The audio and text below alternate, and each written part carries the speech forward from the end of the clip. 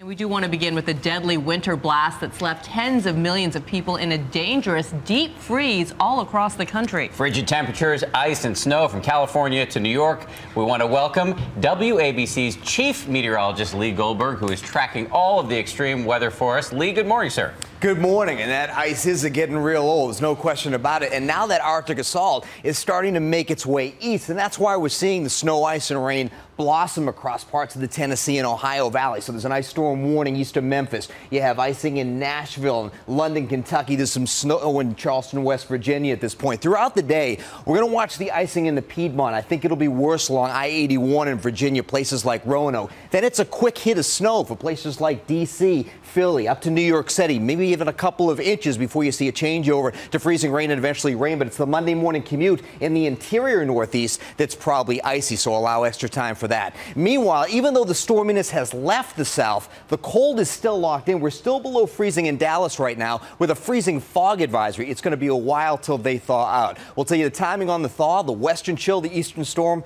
There's plenty in weather. Dan? Thank you, Lee. Ground zero in this mess is, as Lee indicated, Dallas, where the airport has turned into a massive shelter for thousands of passengers iced in by the storm. And ABC's Mike Betcher is at Dallas-Fort Worth International with the latest. Mike, good morning. Good morning, Dan. Well, this storm hit here 48 hours ago. And if you're a passenger here at DFW Airport or just driving to your destination, you are still feeling the effects. The ice fell, but the ice did not melt.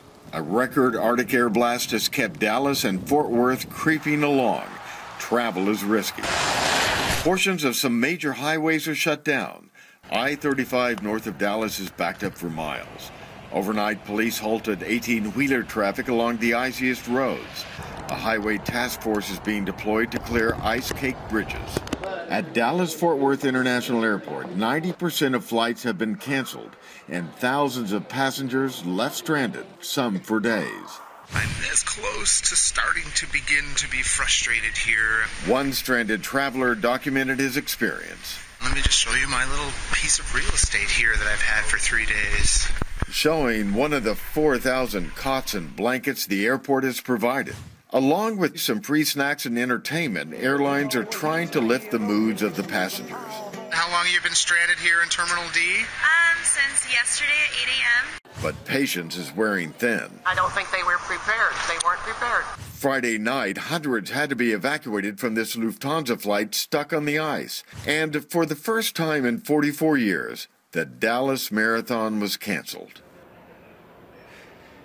Now, this ice storm is also affecting the ABC Dallas family. Our producer, Dee Morales, was supposed to be here with me this morning, but she went off in a ditch. She's waiting for a tow truck, and I hope she packed a sandwich. It's going to be a while. Well, we hope she's okay, Yeah. Mike. Thank you. And this just goes to show that people in that part of the country I grew up in aren't used to this kind of weather. No, so absolutely city shut down. So we wish the best for those folks down there.